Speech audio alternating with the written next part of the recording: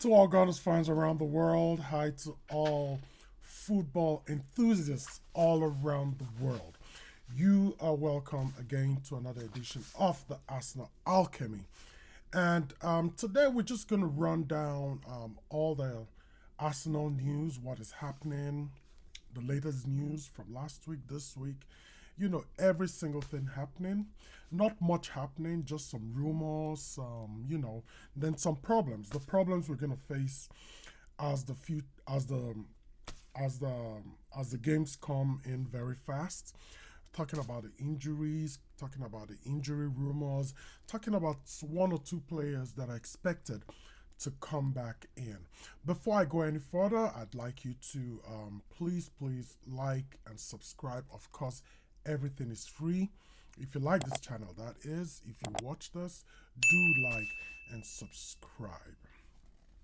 Without wasting any much of your time, we're gonna go into the first topic of the day. But before I go that, I'd like to talk about what I have noticed recently, at least with two managers.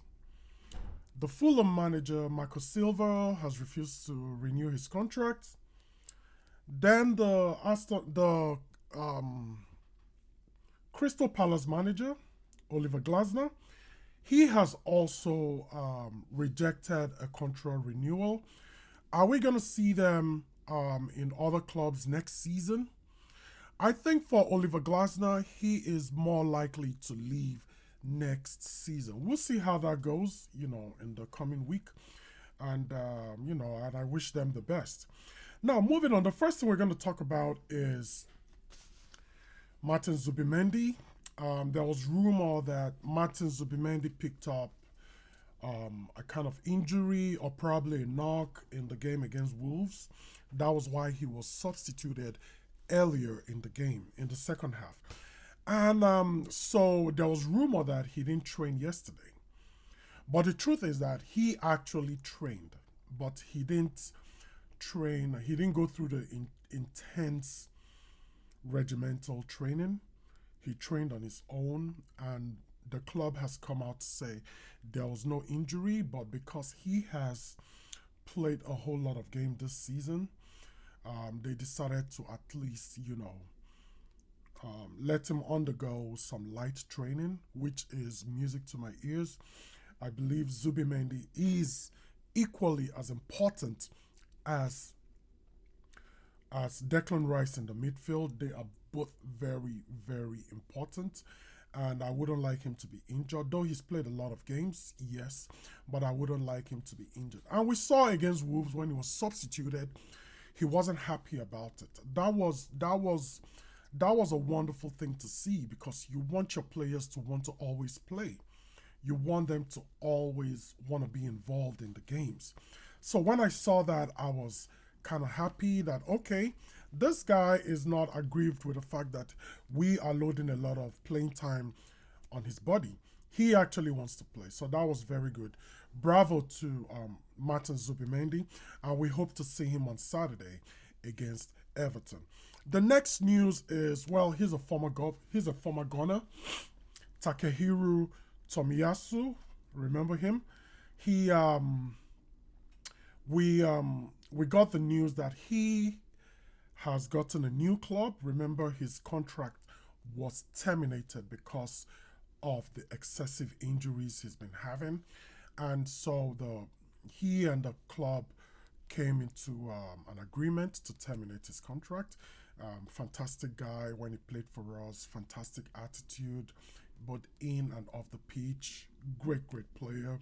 He was just unfortunate that his time with us was blighted by injuries.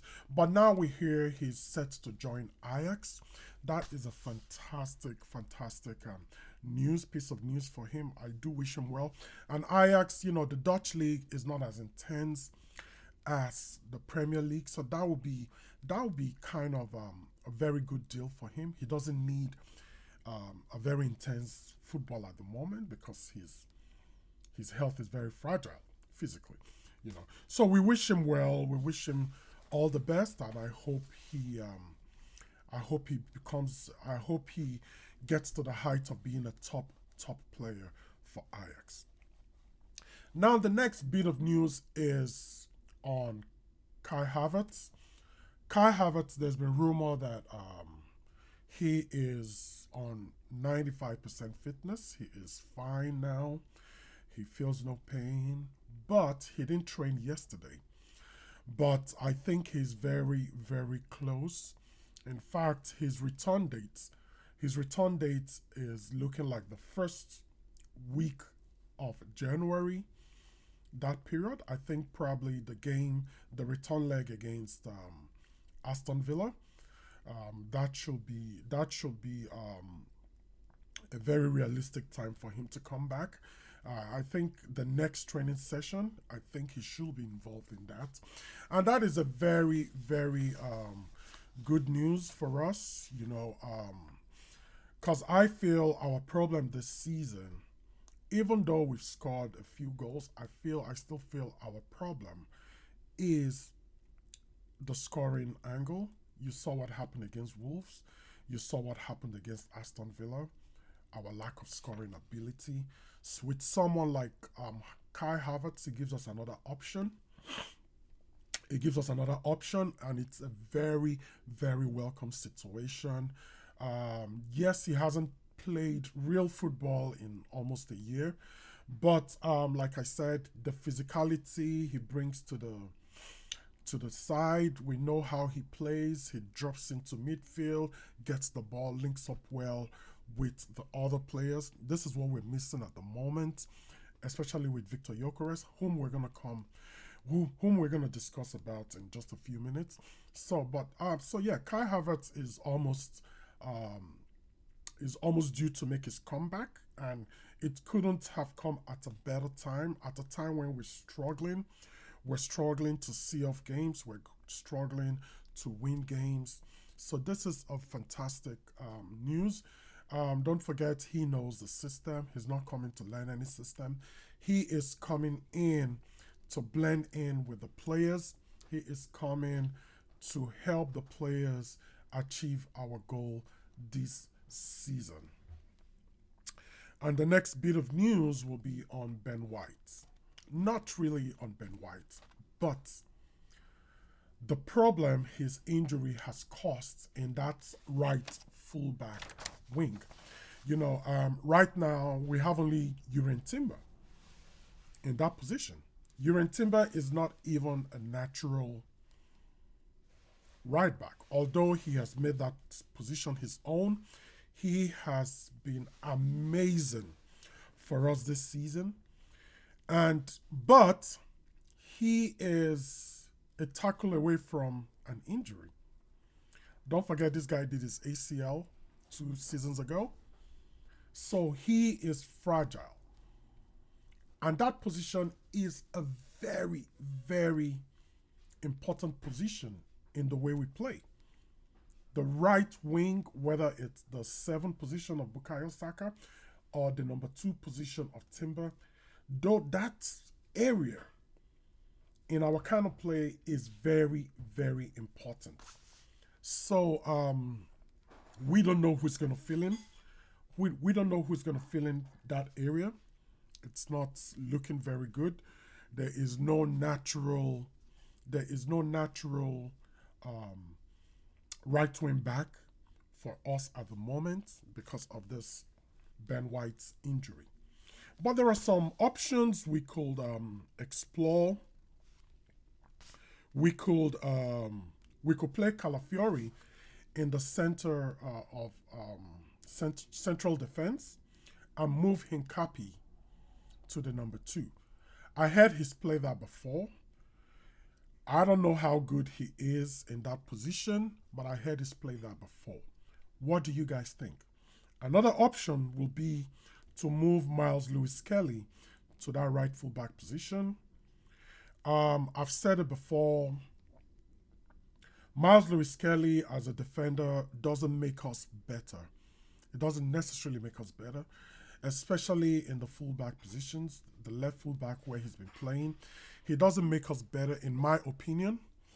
So moving him there will be to manage him there.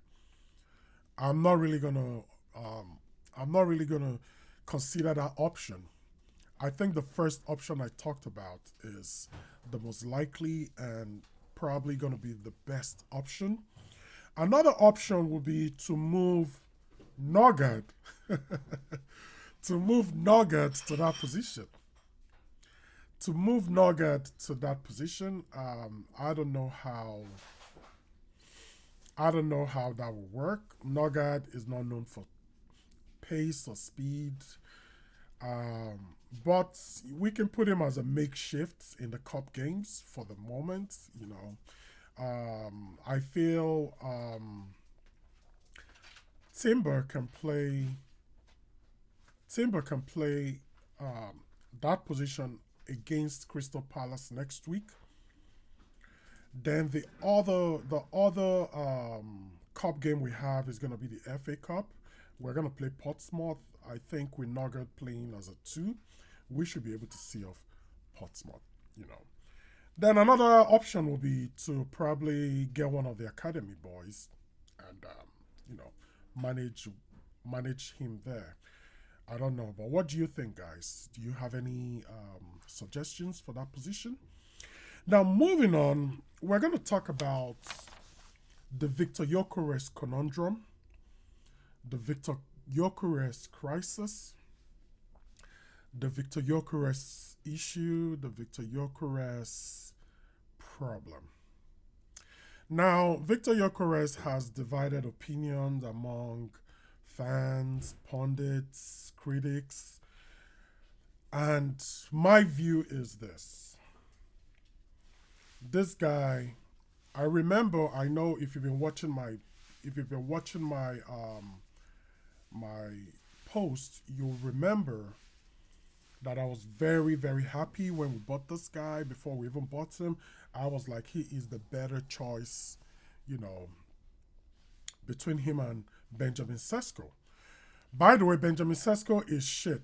I don't regret us not buying Benjamin Sesko. So but probably we could have looked at other players and probably an Osimhen, Victor Osimhen, and probably, I hate to say this, Ekitike. The guy is balling for Liverpool. So the Victor Gyökeres problem, I feel he's not suited for the way we play. I feel he's not suited for our style of play in Arsenal, and I know it's so unfortunate. Then he is not as good a footballer as I thought.